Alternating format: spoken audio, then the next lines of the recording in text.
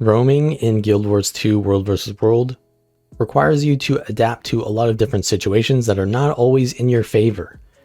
And that's why I really like the Power Days Druid, which you can find the build for in the description, because it has a lot of different tools to handle many different situations, like immobilizing enemies to secure kills.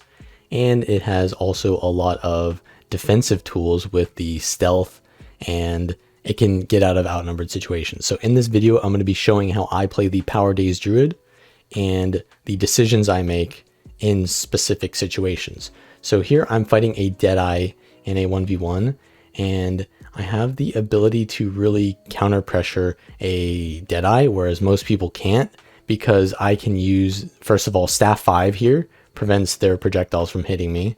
So it's really good for just preventing them from killing me. And now here, I go into Celestial Avatar and use the Lunar Impact, which is a ranged daze. And whenever I hit an enemy that's dazed, I can do so with my staff auto attack by leaving CA right after. And now you can see they get immobilized. They move out of the immobilize though.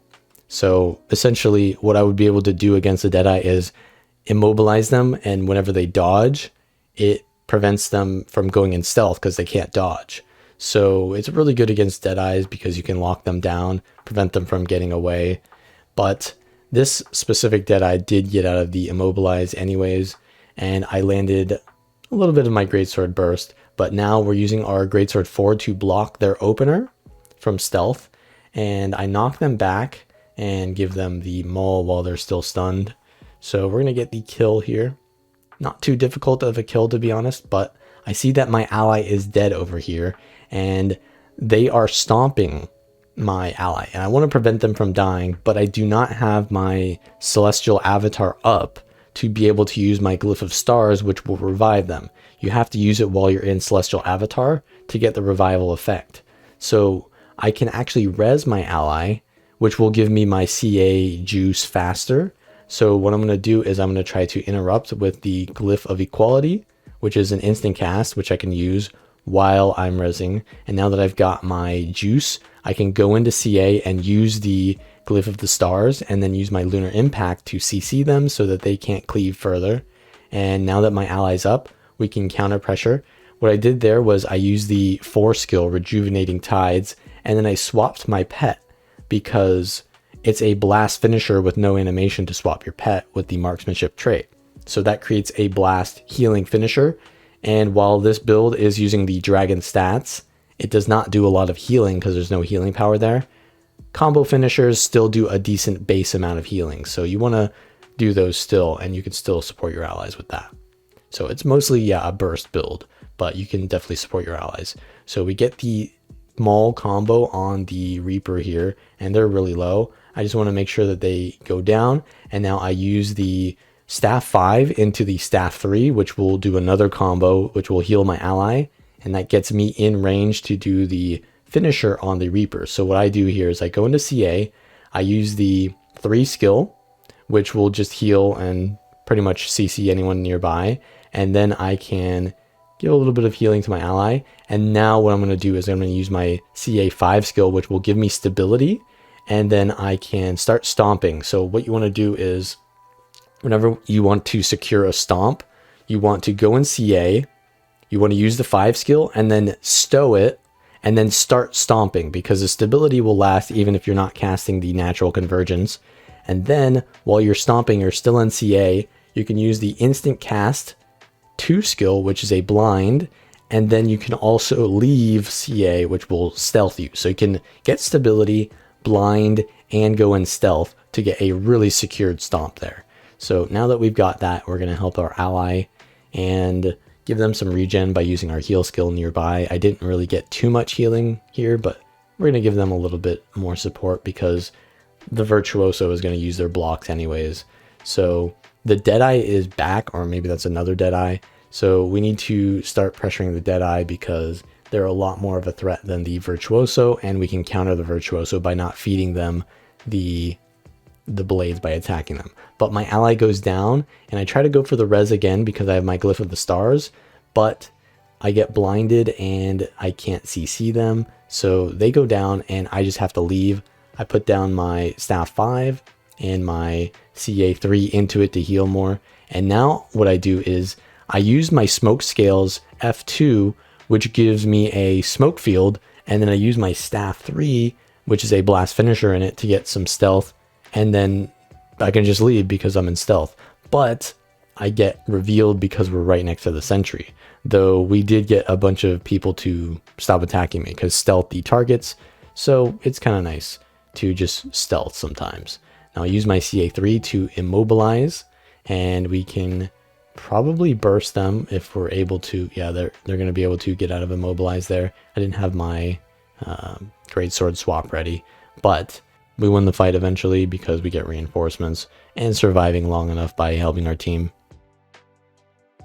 Here's another situation where we're roaming with a condition Herald, and I am not necessarily supporting them, but there's a lot of value that you can get from a 2vx situation as a druid because of how much CC you have can really peel for your allies. So we're gonna jump on this soul beast with our Herald here and just try to immobilize them. I have a bit of damage that I can do with my staff. We go for the stomp with the glyph of the stars because it gives stability and cleansing, so we're going to be able to secure that. Now I want to reset with my ally, so we're going to heal them, and if I can, give out some healing with the finisher of the staff. But now we're going to retarget to someone, so you always want to regroup after you get your kill and then go for the next target. So now we've got the CC on the elementalist here, but they go into invulnerability, so we're going to just use our natural convergence here and try to just peel for our allies as much as possible with CC.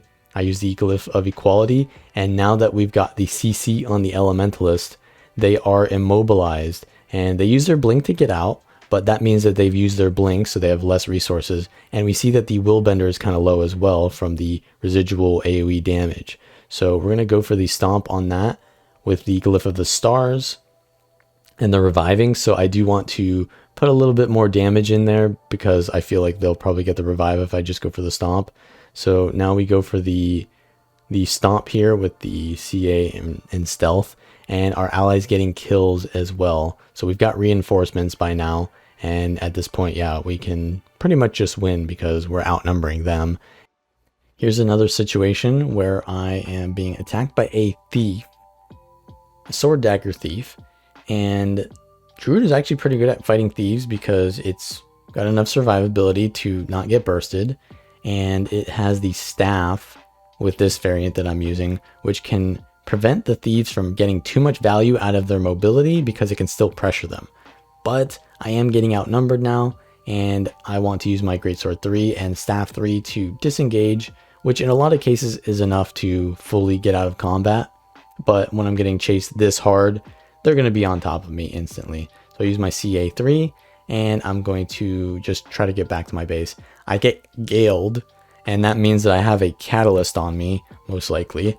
And I see that the Dragon's Tooth comes out, so I want to use my Greatsword 3 timing perfectly because there's an evade at the end of it. So I'm going to use it right now, and that'll evade the Dragon's Tooth, which will allow me to survive until I get back into my base here. So we're going to be fine, and I'm going to try to probably go back and see if they overstay their welcome, which it looks like they are because they're getting attacked by the cannons and the guards. And I'm going to go back out to try to bait them because they really want to get the kill on me. If they're going to chase me this far, it means that they're pretty thirsty. So it means they're easily baitable. And as a druid, you can really capitalize on that because a lot of times the immobilize is going to be stronger than they expect. So right here, I use the sword 3 into the glyph of equality. So if I use the glyph of equality right before my greatsword 3 lands, the greatsword 3 will land after they get CC'd, which will immobilize them. And you can see that I land the immobilize because the binding roots appears. It won't really appear on nothing, so it means I've immobilized something. So the thief is in stealth there, and that's why I use my maul on it, and I prepare to hilt bash it. I land the hilt bash, and I use the pet swap to finish the kill here. And now the catalyst comes back to help their ally. I go into CA and use the CA2 before the 3 because I want to get rid of the blind on myself. And the CA3 into 2 is also a combo finisher. So it'll not only cleanse me, it'll also cleanse an extra condition, and it will always cleanse blind, because if I am blinded and I try to blind someone else, it'll not blind them, but it'll remove my blind.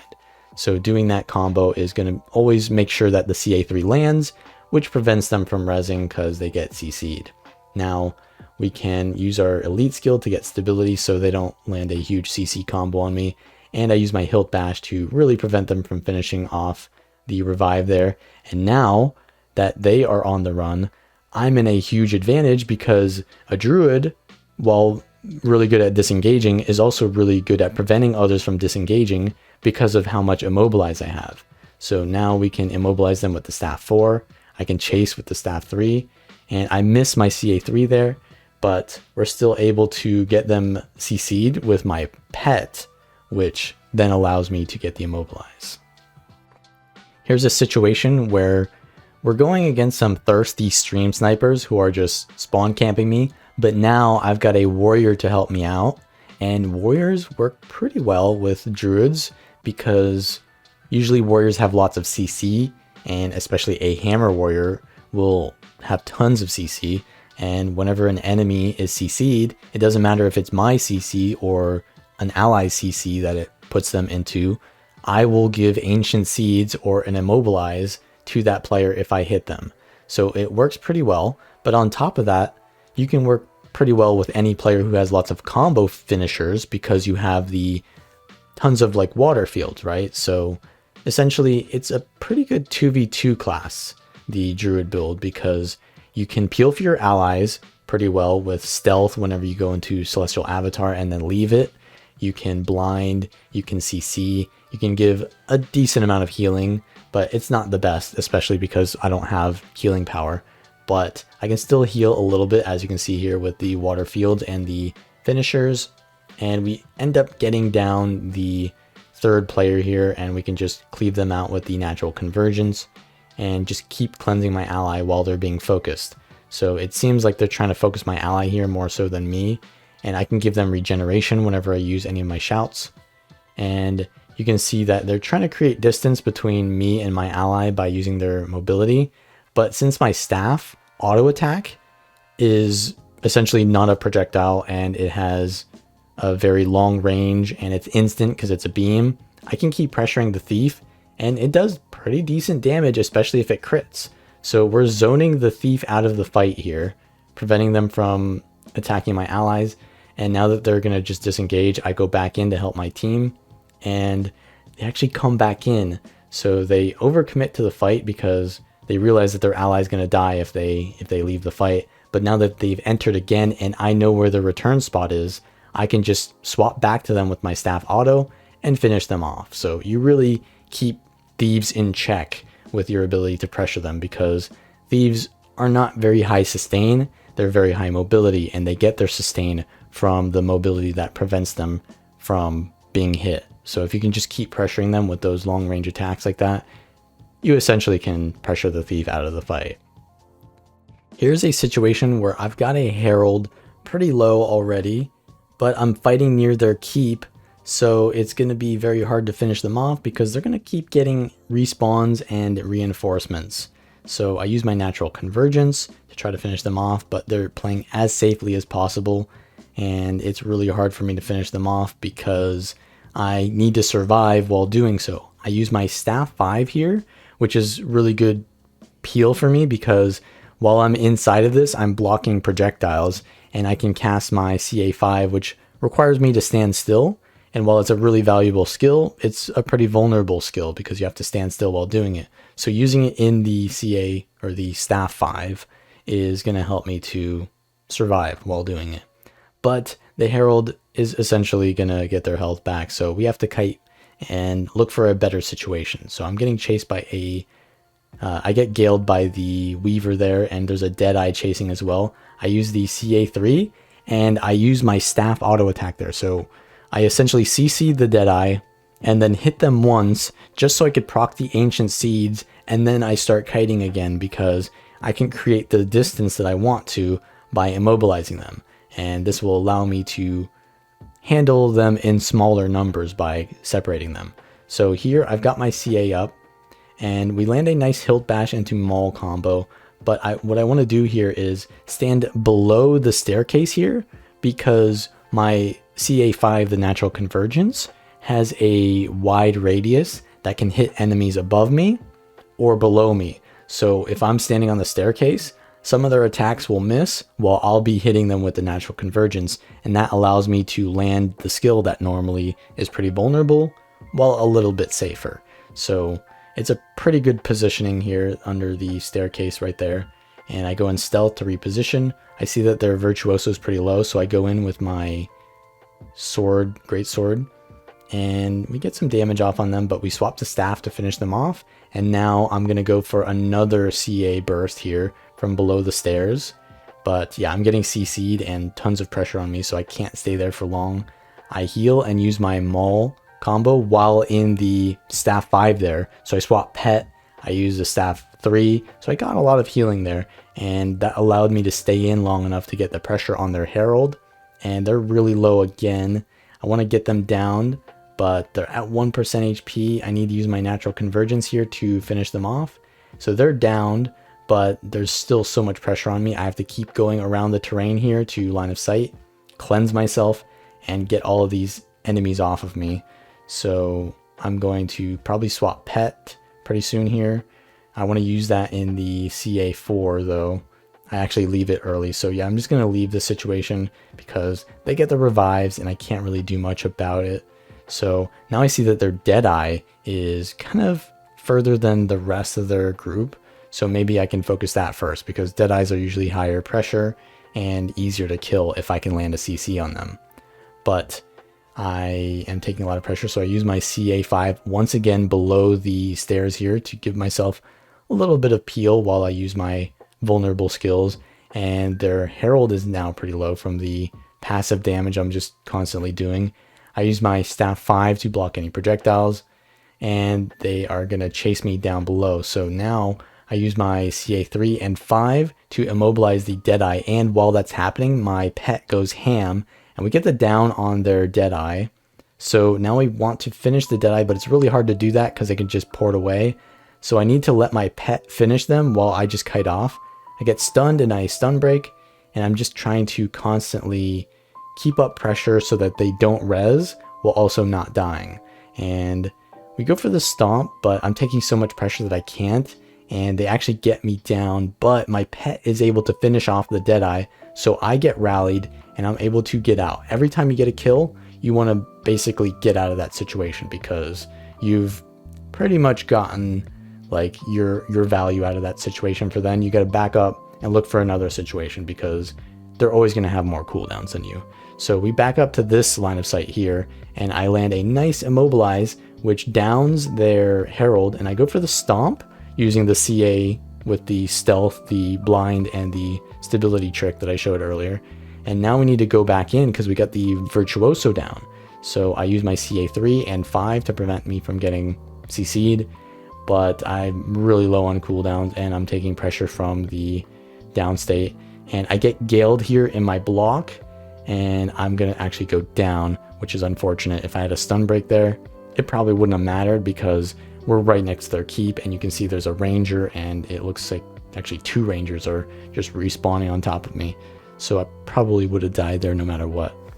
So that's how I play the Power Days Druid. If you like this content, then please give the video a thumbs up, leave a comment down below which you'd like to see next, and subscribe for more when I do come out with it. If you want to support me, then share the video, and for further support, you can become a patron. The links to that are below. And I'll see you all next time.